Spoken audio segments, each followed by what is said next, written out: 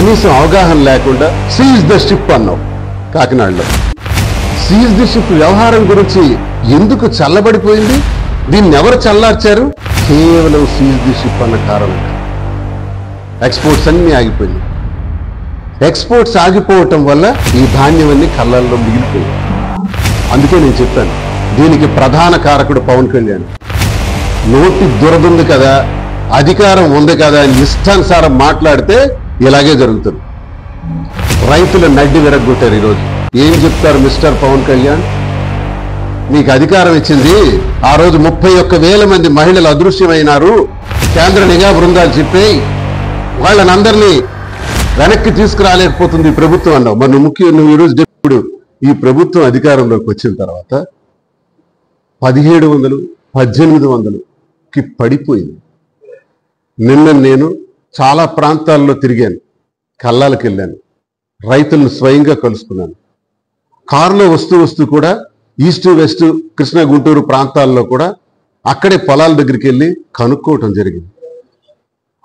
వాళ్ళతో మాట్లాడితే వచ్చినటువంటి రిపోర్ట్ ఏంటంటే, శ్రీకాకుళం, విజయనగరం, విశాఖపట్నం ప్రాంతాల్లో 30 నుంచి 40% వరకు ఇంకా సన్న రకాలు రైతుల వద్దనే ఉన్నాయి, పొలాల్లో ఉన్నాయి.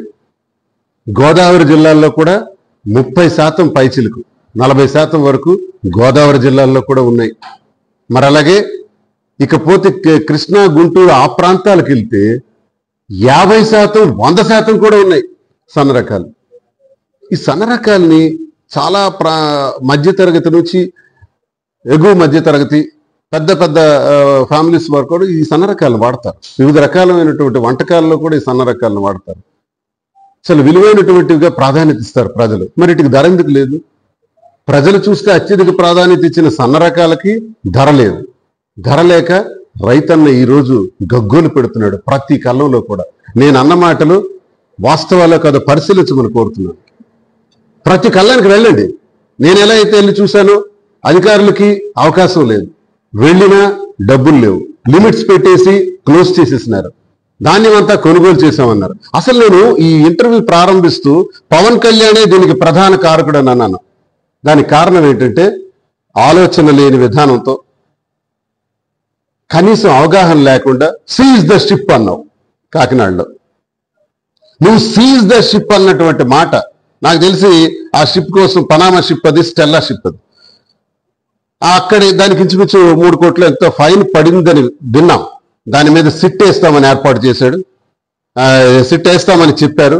సిట్ ద్వారా దర్యాప్తు జరుగుతుందని చెప్పారు.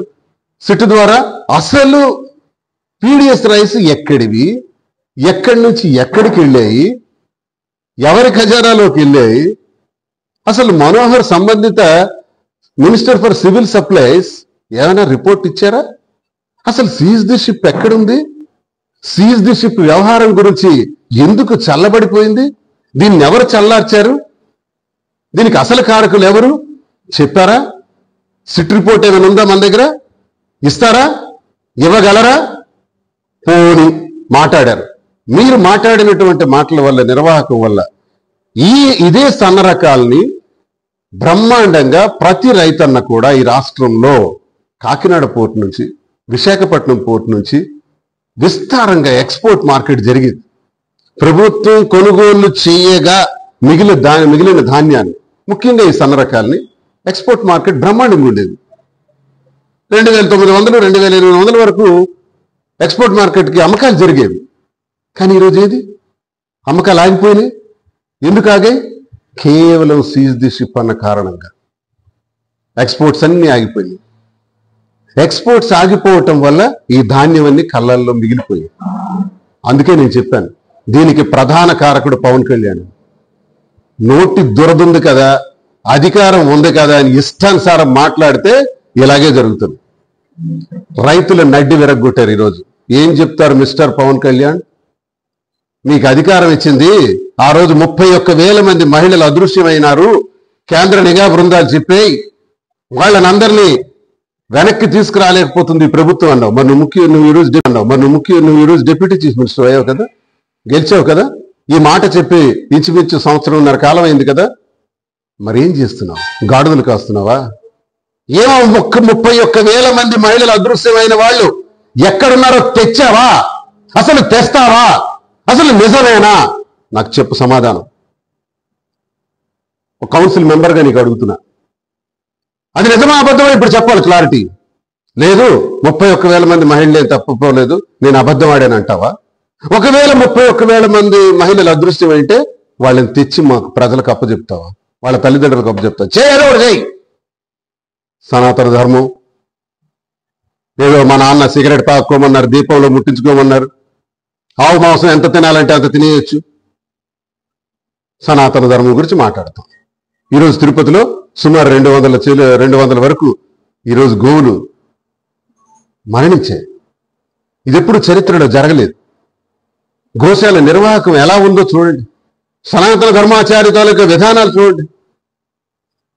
ఈ కూటమి ప్రభుత్వంలో ఈ రోజు వరకు అధికారంలోకి వచ్చి హత్య రాజకీయాలు, ఎంతమందిని చంపారు నడి రోడ్డు మీద, కేసులు, ఇలా మాట్లాడితే వెంటనే కేసులు. నా మీద కూడా రాష్ట్రంలో చాలా కేసులు కట్టేసినారు. చేసుకోండి, అరెస్ట్ చేసుకోండి. నేను ఇప్పుడే ఓపెన్గా తిరుగుతున్నాను కదా, నేనేమైనా నేరం చేస్తే అరెస్ట్ చేయండి. అడగటమే తప్పు అయితే, ప్రజాగొంతై మాట్లాడటమే తప్పు అయితే అరెస్ట్ చేయండి. ఎందుకు లేట్ చేస్తున్నారు? నేనేమైనా అవినీతి చేశానా, అక్రమాలు చేశానా, భూదందాలు చేశానా, అధికార దుర్వినియోగం చేశానా? తీయండి. ఊరికే చెప్పడం కాదు, ఇది లోపల వేయాలి. అయ్యండి అయ్యా, నేనేం తప్పు చేశానో తీసి వెయ్యండి అయ్యా. అడిగితే వేస్తారా? ప్రశ్నిస్తే వేస్తారా? కౌన్సిల్ మెంబర్గా నాకు అర్హత లేదా? ప్రజాగొంతై మాట్లాడి ప్రతిపక్షం నుంచి మాట్లాడే అర్హత మాకు లేదా? ఎలాగో జగన్మోహన్ రెడ్డి గారికి ప్రతిపక్ష హోదా ఇవ్వమంటే ఇవ్వలేదు. ఆయన మాట్లాడతారని మీకు భయం. ఆయన బడ్జెట్ మీద వేసిన ప్రశ్నలకు సమాధానం చెప్పరు. ఒక్కడు కూడా రియాక్ట్ అవ్వలేదు, కౌంటర్ ఇవ్వలేదు. ఈరోజు మా గొంతు నొక్కి మాకు జైల్లో వేయాలని చూస్తున్నారు. ప్రతి ఒక్కరికి కూడా జైలు వేస్తే జైల్లో భయపడేది ఎవరు లేరు, అదిరేది బెదిరేది ఎవరు లేరు ఇక్కడ. మరి ఇక్కడ చూస్తే ఆ వ్యవసాయ శాఖ మంత్రి చాలా దుర్మార్గంగా ఒక్క ఎకరాకైనా నువ్వు సాగునీరు అందజేసావా? కబుర్లు చెప్పావు కదా, 16 లిఫ్ట్లు ఇచ్చామని చెప్పారు కదా, ఒక్క ఎకరాకి సాగునీరు అందజేస్తున్నారా? ఆరుతడి పంటలకు మీ సమాధానం ఏంటి? ఏమంటే పలాసలో ఎయిర్పోర్ట్ కడతాం, సొంత బొమ్మాల దగ్గర ఎయిర్పోర్ట్ కడతాం. అసలు శ్రీకాకుళం జిల్లాలో కళింగపట్నంలో ఎయిర్పోర్ట్ కడతామని ఎప్పుడో చెప్పారు 30 సంవత్సరాల క్రితం. అది విడిచిపెట్టేసి ఇప్పుడు ఇక్కడ కడతాం, సొంత బొమ్మాల దగ్గర కడతాం, లేదా ఇది ఎయిర్పోర్ట్ ఏమైనా బస్ స్టాప్ నమ్మడానికి